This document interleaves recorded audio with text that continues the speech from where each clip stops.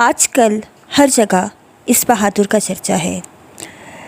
یہ کردار مسلم دنیا کا وہ جگمگاتا ستارہ ہے جو دوبارہ مسلمانوں کے لیے روشنی کا مینار ثابت ہو رہا ہے۔ اس وقت مسلم دنیا کو جوش، ولولے اور اتحاد کی ضرورت ہے۔ اگر ہم تاریخ دیکھیں تو مسلم دنیا بہت عرصے تک فلم جنریشن وار جیسے ہتھیار کے ذریعے یرغمال بنی رہی۔ مسلمان ذہنی طور پر غیر مسلموں کے زیر اثر رہے ہیں۔ جیسے جیسے مغربی دنیا ترقی کرتی گئی، انہوں نے اس چیز پر مسلسل کام جاری رکھا کہ مسلمانوں میں اس بات کا تاثر جائے کہ غیر مسلم ان سے بہت بہتر ہیں۔ ایک طرح سے آپ یہ کہہ سکتے ہیں کہ ڈیجیٹل میڈیا اور پرنٹ میڈیا کے ذریعے وہ ہمارے گھروں اور ذہنوں تک پہنچ گئے اور آہستہ آہستہ ہماری نسلوں میں اتر گئے۔ انہوں نے اپنے تاریخ کے ہیروز اور اپنے تاریخی واقعوں کو اتنے اچھے انداز میں پیش کیا کہ وہ مسلمانوں میں بہت مقبول ہو گئے اور مسلمان اپنی تاریخ سے بے خبر ہو گئے۔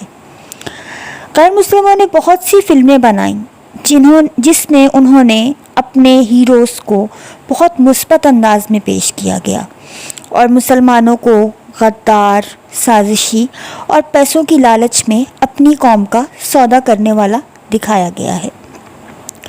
ان فلموں اور ڈراموں کو خاص طور پر انٹرنیشنل لیول پر بہت زیادہ پروموٹ کیا گیا۔ مسلم دنیا کی ایک نسل یہ کردار اور کہانیاں دیکھتے سنتے بڑی ہوئی۔ نتیجہ یہ نکلا کہ آج مسلمان اپنی تاریخ اور مسلم دنیا میں علم اور بہادری کے جھنڈے گاڑنے والوں کو بالکل نہیں جانتے۔ آج کے دور میں آپ کسی بھی بچے سے یا کسی بھی بڑے سے یہ پوچھیں کہ مشہور سائنسدانوں کے نام بتائیں تو وہ آپ کو آئنسٹائن، نیوٹن اور دوسرے بہت سے انگریز سائنسدانوں کے نام بتائے گا، مگر آٹے میں نمک کے برابر ہوں گے وہ لوگ کہ جو آپ کو مسلم سائنسدانوں کے کارناموں کے بارے میں بتائیں۔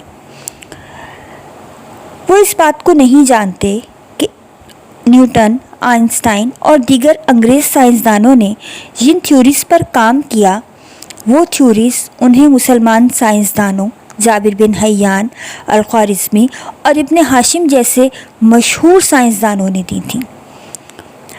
اگرچہ مسلمانوں کا زوال سلطنت عثمانیہ کے زوال سے جڑا ہے اور سلطنت عثمانیہ وہ ریاست ہے جس کی وجہ سے غیر مسلم مسلمانوں کے محکوم بن گئے، اور یہ زخم آج بھی ان کے لیے ناقابل برداشت ہے۔ اگر ہم انگریزوں کی تاریخی فلموں کی بات کریں تو ان کی یہ فلمیں اس تاریخ پر مبنی ہیں جو سلطنت عثمانیہ سے قبل ان کے عروج کا دور تھا یا پھر سلطنت عثمانیہ کے زوال کے بعد ان کی ترقی کا دور۔ ہاں، اس بیچ میں سلطنت عثمانیہ کے اوپر انہوں نے سلطنت عثمانیہ کے زوال کے یا خاتمے کے آخری چند سالوں میں کچھ فلمیں بنائی ہیں اس تاریخ پر، لیکن وہ بھی اینٹی مسلم فلمیں بنائی ہیں جس میں انہوں نے مسلمانوں کا کردار بہت زیادہ خراب کر کے پیش کیا ہے، جس میں مسلمانوں کو مسلمانوں سے غداری کرتے دکھایا گیا ہے۔ مثال کے طور پہ آپ ایک Hollywood movie Lawrence of Arabia ہی لے لیں۔ آج کا مسلمان آج کے مسلمانوں میں کچھ حد تک ایسے لوگ ہیں جو ابھی بھی اس جدوجہد میں لگے ہوئے ہیں کہ جو مسلمانوں کو یہ احساس دلا سکے کہ ہمارا اپنا بھی کوئی وجود ہے، ہماری اپنی بھی کوئی تاریخ ہے، ہمارے اندر بھی کوئی ایمانی طاقت ہے، ہم اپنے بوتے پر اور اپنی صلاحیتوں پر بھی کچھ حاصل کر سکتے ہیں۔ سلطنت عثمانیہ کے خاتمے کے بعد جو علاقہ مسلمانوں کے حصے میں آیا وہ تھا اسلامی ملک ترکی، مگر ترکی کو ایک سازشی معاہدے کے تحت 100 سال کے لیے پابند کر دیا گیا۔ اس پر اتنی سخت پابندیاں لگا دی گئیں کہ وہ دوبارہ مسلمانوں کی خلافت کے بارے میں سوچ بھی نہ سکے۔ 1923 سے ترکی اس معاہدے کا پابند ہے جو کہ 2023 میں ختم ہوگا۔ اس معاہدے اور ترکی پر لگی پابندیوں کے بارے میں اس ٹاپک کی سیکنڈ ایپیسوڈ میں بات کروں گی۔ ابھی فی الحال میرا موضوع یہ ہے کہ ہم فلم جنریشن وار میں ارطغرل غازی کا کیا کردار ہے۔ 2014 سے مطلب پابندیوں کے خاتمے سے 10 سال قبل ترکی نے بھی اسی ہتھیار فلم جنریشن وار کا سہارا لیتے ہوئے سلطنت عثمانیہ کی تاریخ کو ریوائز کرنے کا فیصلہ کیا، اور ظاہر ہے اس کا آغاز اس غازی کی کہانی سے ہی ہونا تھا۔ ترکی نے یہ تاریخی ڈرامہ انٹرنیشنل سٹینڈرڈ پر تیار کر کے مسلم دنیا کو تحفتاً دیا تاکہ مسلمانوں میں جذبہ جہاد بیدار ہو، ان کے اندر اتحاد پیدا ہو اور جوش اور ولولہ آئے۔ ترکی نے اسے ہر طرح کے میڈیا پر پروموٹ کیا اور وقت گزرنے کے ساتھ ساتھ یہ تجربہ بہت کامیاب رہا، اور کم از کم آج کا مسلمان اپنے تاریخی ہیرو ارطغرل غازی کو پہچاننے کی پوزیشن میں تو ہے۔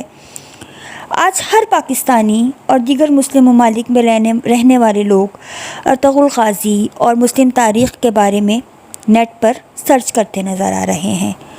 اب لوگوں میں یہ رجحان پایا جانے لگا ہے کہ وہ تاریخ کے کرداروں میں اپنے ہیروز کو تلاش کر رہے ہیں۔ موجودہ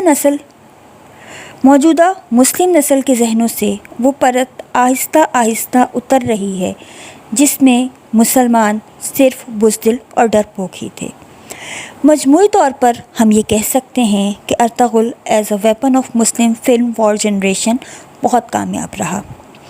آج اگرچہ اس ڈرامے کو لے کر ایک بحث جاری ہے، آج بھی کچھ لوگ اس کے حق میں ہیں اور کچھ لوگ اس کو وقت کا ضیاع اور قومی نقصان قرار دے رہے ہیں، مگر حقیقت یہ ہے کہ یہ ڈرامہ وہ پہلا بریک تھرو ہے جو آنے والے کچھ سالوں میں مسلم دنیا کے لیے نئی راہیں کھولے گا۔ اس ویڈیو میں صرف ارطغرل کی کہانی کو فلمانے اور ریلیز کرنے کا ایک پس منظر بیان کر رہی ہوں۔ اس کی سیکنڈ ویڈیو